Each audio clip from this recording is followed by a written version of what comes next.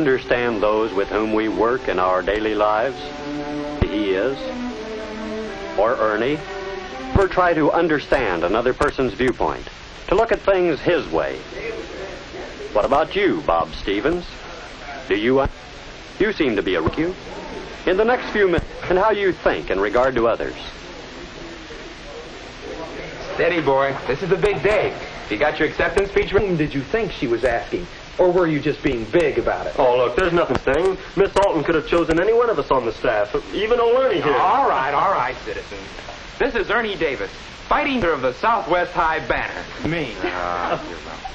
Hey, look what just came in. Somebody closed the door.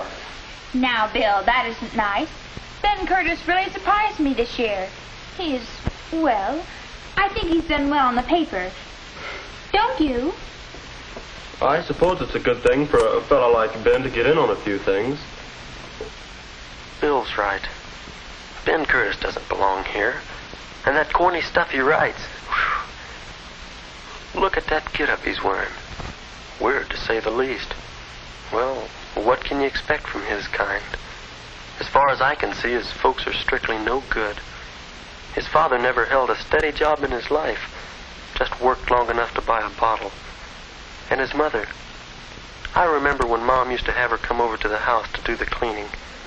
She was a lousy worker. The whole family, stupid, ignorant people. You do kind of wonder why he's on the school paper, though. You'd think he'd feel out of place around people like us. You know, I think you have Ben all wrong. I know he hasn't got much of a family, but he's a pretty sharp character. Makes doggone good grades, too. A lot better than mine. And that's something special. Everybody makes better grades than you, Ernie. Okay, wise guy, I want to tell you something. I have an English class with Ben, and he's nobody's fool. You know, I think the guy has real talent for writing. For writing what? His name, you mean? Oh. I don't know very much about him. He doesn't talk very much. Here comes Miss Alton. Sit here, Bob. I want to make sure you remember me for the social column. This is it. I'd be a first-class liar if I didn't admit to myself that I'm going to get this job. Who else? Bill? Nah, he doesn't work very hard at any.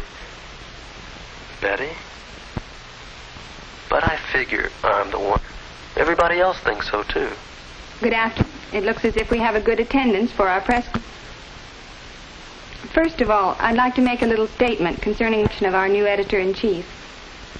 Since you did ask me to make this selection, I can only assume that you expect... That lets Jim out. He's the personality kid around here. I appreciate your trust in asking me to appoint your editor. It was a difficult decision. How will meet with your approval. Well, to end the suspense, may I introduce the new editor-in... Ben Curtis.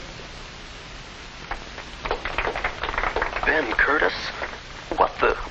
She must be kidding. That screwball? Why, even old Ernie, he'd be 10 times better. Ben, will you come up and take over? It's not fair, Bob. That creep. Creep is right. Look at the poor sap. He doesn't know what to do with himself. Brother, how long does he think he'll last? Look at him up there. Does he really think we're going to... Ben Curtis is not the man for the job you think you should have. From your viewpoint, Ben is a... What was it? A creep? A screwball? Are you right, Bob? Is he really such an undesirable person for the job? Do you really understand Ben Curtis? There must be reasons for everything Ben does. Let's go back. Back to the moment when Ben entered the room. Let's look at this incident again, from his viewpoint. Are they laughing at me? I'm sure they make jokes behind my back. They think I'm odd because my clothes are old and worn, and because I have to spend all my spare time working instead of horsing around like they do. My whole life is different from theirs. I couldn't even begin to fit into their group. I wish they did like me. Maybe I could just walk over there and let them know that I want to be friendly. No, I'd better not. Why ask for trouble? That Ernie Davis, he'd probably make fun of me. Better stay away from them. Stuck-up bunch of snobs. Hi, Ben. Hi. Say, I've got a hunch about you. What? You're going to be the new editor. Me, editor? Are you kidding? Me, editor. If only it were true. I'd give anything to be editor. Hey, here she comes now. Next year's editor coming up.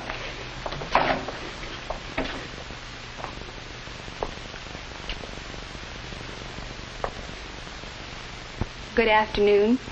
Looks as if we have a good attendance for our press club meeting. First of all, I'd like to make a little statement concerning the selection of our new editor-in-chief. Since you did ask me the selection, I can only assume that you expected a selection based on merit and not necessarily on personality. If Bob gets it, I hope he gives me a chance. I'd do anything he asked me to do. It wouldn't have to be a very big job. I appreciate your trust in asking me to appoint your editor. It was a difficult decision. However, I hope my decision will meet with your approval. Well, to end the suspense, may I introduce the new editor-in-chief of the Southwest High Banner, Ben Curtis. Me? Oh, no. Is she making fun of me? No. She's serious. I don't believe it. It can't be true. Ben, will you come up and take over? I told you so, Ben. Go to it, boy. What do I do now? I can't get up in front of them. What do I say? What do I do? Let me see. They're sure expecting something. I guess there's no use in saying I'm surprised. You can see that. Keep talking, Ben. Give yourself a chance to think. I want to thank Miss Alton for this opportunity. I'll need all the help I can get from you. I'm open to suggestions on job assignments, so each one can work on the thing you like to do best. Are there any suggestions? Now that we know more about you, Ben, we began to understand you a little better. Why did they see you one way, Ben, and not as you really are? Is it possible that you do not give them enough basis for understanding? If we could see you from still another point of view, perhaps it would become even clearer. Miss Alton evidently sees in you something that many of your classmates do not. Let's go back again. Back to the moment when Miss Alton entered the room. Let's look at this incident from her point of view. Well, here we go. This won't be easy. They're not going to like Ben Curtis as their new editor. Perhaps I shouldn't do this. I could still pick Bob Stevens or Jim Gardner. That's probably what they expect. Ben, though, is better qualified for the job. He's not only imaginative and writes well, but he's a hard worker and takes his work seriously. His ideas are just what this school paper needs. What a courageous youngster he is. With his background, it's amazing. The trouble with Ben is that he needs to join in more than he does. He has to let others know him, as I know him. If I do appoint him as editor, perhaps the job will make him do these very things. And it would definitely do something for the paper, that I know. Good afternoon. It looks as if we have a good attendance for our press club meeting. Still time to change your mind. No, I've made my decision. First of all, I'd like to make a little statement concerning the selection of our new editor-in-chief. Since you did ask me to make the selection, I can only assume that you expected a selection based on merit and not necessarily on personality. Look at them, all looking at Bob Stevens. He probably thinks he's got it. I appreciate your trust in asking me to appoint your editor. It was a difficult decision. Should I go through with it? Of course, I must. However, I hope my decision will meet with your approval. Well, to end the suspense, may I introduce the new editor-in-chief of the Southwest High Banner, Ben Curtis. There, I've done it. They don't seem to believe me. Even Ben, he doesn't believe it either. Why should he? Probably the first good break he ever had. Ben, will you come up and take over? Come on up and show them. You've got what it takes, but they don't know that yet. I wonder, though, are they too set against you because You're different. If only you'll meet them halfway, so they'll really get to know you. There are many people like Ben, people with problems, people that we reject and ignore because we don't understand why they act as they do, and because they're different from our idea of friends. It's hard for the soft-spoken to understand the loudmouth. It's difficult to understand the shy if you're aggressive.